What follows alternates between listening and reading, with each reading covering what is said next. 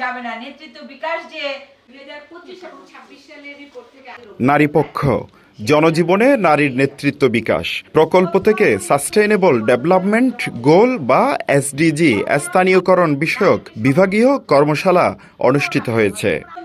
পলিসিটা আপনাকে চেঞ্জ করতে হবে আপনার জায়গায় আপনার। মের ৬ তারিখ চট্টগ্রামের এশিয়ান এসআর হোটেলের হল রুমে দিনব্যাপী এই কর্মশালা অনুষ্ঠিত হয়। স্থানীয় কমিটি যেটা বলছিলাম কমিটি এসডিজি স্থানীয়করণ বিষয়ে অভিজ্ঞতা বিনিময় এবং অংশীজনদের সম্পৃক্ততার মাধ্যমে ভবিষ্যৎ করণীয় নির্ধারণ করা সহ বিভিন্ন বিষয় প্রেজেন্টেশন করা হয়।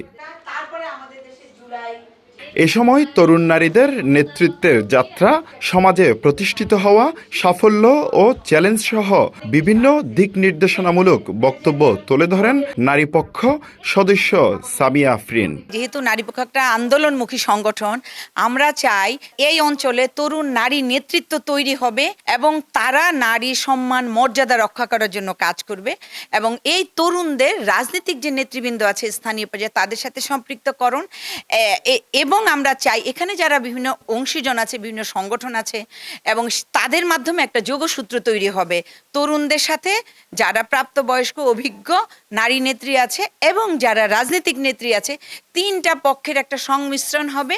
পরবর্তীতে নারীর জন্য একটা নারী বান্ধব পরিবেশ তৈরি হবে। নারী পক্ষ থেকে মৌলিক প্রশিক্ষণ করে তাদের জীবনের যে পরিবর্তন হয়েছে সেই গল্প তুলে ধরেন ৫ জন তরুণ নারী। নারী পক্ষের ফাউন্ডেশন ট্রেনিং করে আমি এই যে কুসংস্কার জিনিসটা আমি বুঝতে পেরেছি। তাছাড়া আমার মধ্যে আত্মবিশ্বাস বেড়েছে এবং আমি বুঝতে পারছি কোনটা আসলে কোন জায়গায় আমার কথা বলা উচিত এবং কোন জায়গায় আমার চুপ থাকা উচিত। নারী পক্ষতে আসার পর এগুলো আমার কনফিডেন্সটা বাড়ে বা আমি লিডারশিপ স্কিলটা পেয়েছি এখানে এসে। আগে ধরেন আমি কথা বলতে ভয় পেতাম বা ভাবতাম যে এগুলো ভ্যালু পাবে না, তাই না বলি, চুপ থাকি। তো নারী পক্ষ এসে আমার অনেক কিছু পরিবর্তন আসছে। হওয়ার পরে আমার আসলে নিজের আত্মবিশ্বাস বেড়েছে এবং আমি পাবলিক স্পিকিং এখন খুব ভালোভাবে সবার সাথে কথা বলতে পারি। তারপর আমার কমিউনিকেশন স্কিলের ডেভেলপ হয়েছে। একদম প্রান্তিক লেভেল থেকে যে মেয়েদের জন্য কাজ করা যায় সেটা আমি শিখছি এবং ভবিষ্যতে আশা করছি আমি এখান থেকে আরও বেশি কাজ করতে পারবো।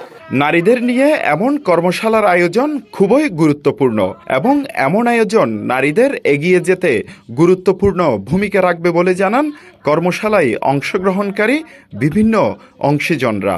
এটা আসলে খুবই গুরুত্বপূর্ণ একটা নারী পক্ষ তো আসলে দীর্ঘদিন ধরে কাজ করে যাচ্ছে। এটা এই মুহূর্তে যে নতুন তরুণ নারী সমাজে যে তরুণী নেত্রীরা এগিয়ে আসছে তাদেরকে যদি সুশৃঙ্খলভাবে একটা ধারণা দেওয়া হয়, এই ধরনের ট্রেনিংগুলোর মাধ্যমে যদি তারা উঠে এসে তারা সমাজে রাষ্ট্রে একটা অবদান রাখতে পারবে বলে আমি মনে করি। আসলে নারী পক্ষের এই প্রোগ্রামটার পুরো মোটোটাই হচ্ছে নারীদেরকে আসলে এম্পাওয়ারমেন্টের জায়গাতে দেখা এবং এমন একটা সমাজ তারা গঠন করতে চায়।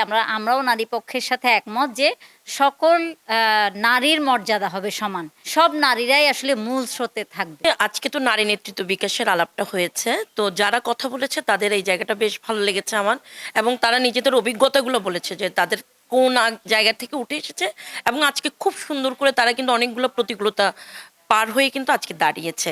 তো আমিও মনে করি যে নারীদের আসলে যাত্রাটা পুরোটাই স্ট্রাগলিং যাত্রা এবং এই স্ট্রাগল করতে করতেই কিন্তু নারীরা গড়ে উঠবে। আর আজকের যে আয়োজন এটার ক্ষেত্রে কিন্তু এই তরুণ নেতৃত্ব এবং আমরাও কিন্তু বিকশিত হয়েছি, আমরাও শেখার সুযোগ পেয়েছি।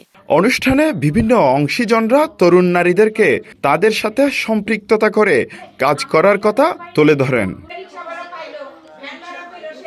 এ সময় উপস্থিত ছিলেন মহিলা বিষয়ক অধিদপ্তরের সহকারী পরিচালক, সহকারী জেলা শিক্ষা অফিসার, বিভিন্ন রাজনৈতিক দলের নেত্রী, সংসপ্তক, প্রত্যাশী, ভোরের আলো, বিটা, সবুজের যাত্রা, লিরু, সমতা ফাউন্ডেশন, দুর্বার, ইপসা, রোধেবু শিল্পী গোষ্ঠী, নারী ঐক্য Bangladesh, TIB, advocate divisional head, নিকর মহিলা উন্নয়ন সংস্থা, ঘাসফুল ও সাংবাদিকরা।